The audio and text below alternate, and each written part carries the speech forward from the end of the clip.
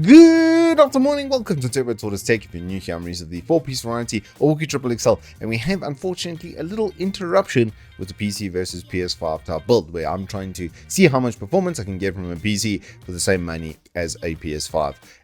So we've got all the parts, except I don't have a CPU cooler. And if you know about PCs, keeping the CPU cool is kind of important. Otherwise, you're going to cook an egg in there and destroy your processor. So we'll get the processor out, and I will release that on Wednesday. And we'll somewhere do the benchmarking stuff. We'll release that on the Thursday. So we'll get it all out, and we'll complete the series next week on schedule. But for this week, for the buyer's guide, there is a clearance special going on Evetech where they've released 141 new product specials. So your boy's gone through it, and I've got a top 10 ready.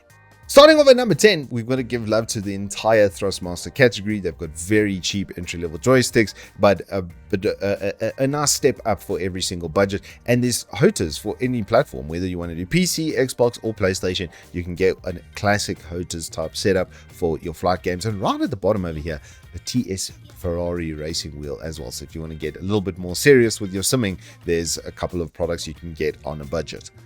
At number 9, we've got to give some love to the Adventurer Force. Well, the naming convention and Monster had a little bit of a brain fart on this one. The product is not a brain fart. It's incredibly powerful. It's got really good battery life as well. Your boy has done a review, so I'll pop it out over here for you. But yeah, this is one of the last testaments in Bluetooth speakers you will ever find. At number 8, we've got to give some love to the Gamdias GL360. It's a really good bang for buck 360 if you're looking at an air cooler for the same kind of money. If your case has dimensioning to put one of these in the roof or north of the build, then I would say look no further. It's just going to be great bang for buck, and it's got a built-in controller for the RGB. So if your board doesn't have a addressable header, don't worry, there's a built-in controller for you. At number 7, we've got a really good bang for buck gaming mouse. This is for the FPS gamer or the mobile, like someone that's actually looking for something kind of high end, because this is a Pixel 3389, which is a very late development optical sensor. So it's got 450 IPS and about 40 or 50 G acceleration. It's quite high, and it's got Omron switches as well. Nice coverage from this. It's 53 grams, this unit, as you can see over here. And it is, unfortunately, for people with a little bit of a smaller hand. I wouldn't say you could get away with being a 6-foot mongoloid like myself and be comfortable on this. I have used one of these that are a little bit on the smaller end, but there's that 400 IPS and that 50 G acceleration. So yeah, it's pro grade sensor and pro grade switches. Running at the top off at number 6, this is for the dual PC streamer. If you've been looking for a good capture card, then look no further. Now with about a 500 Rand discount, I have used this particular card extensively, and the only real limitation is the length of the HDMI. It doesn't deal well with very long cables attenuating over a long distance. Even if they're 4K 60 certified, it won't give you more than about 5 meters before it'll disconnect, unfortunately. But if you've got a PC right next to your other PC, you're not going to need more than 2 meters. So yeah, HDR capable, 240 hertz pass through as well on this. It's a good time. Breaking into the top half at number 5, we've got some Antec Fusion 120 fan pack.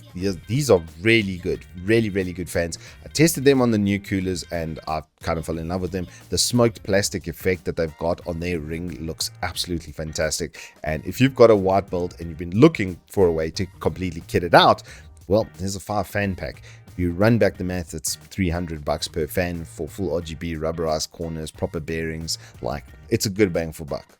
And number 4, we've got the headset I bought for my own mum. That's right, my mum walks around with G435s. There's literally this pink and blue set on her head the whole day. It's very cute. But yeah, these are really good, especially if you're going to be using them with the Bluetooth crossover. They're incredibly easy to use. I've taught my mom how to connect them to every device she owns. So it's that easy that even my 64-year-old retiree school teacher mum can figure out how to use these. They'll be a cinch for you, and they're incredibly light. It's one of the awesome things about them. She often forgets them on her head and starts leaving the house, because once they're on, you'll walk around with them basically all the time.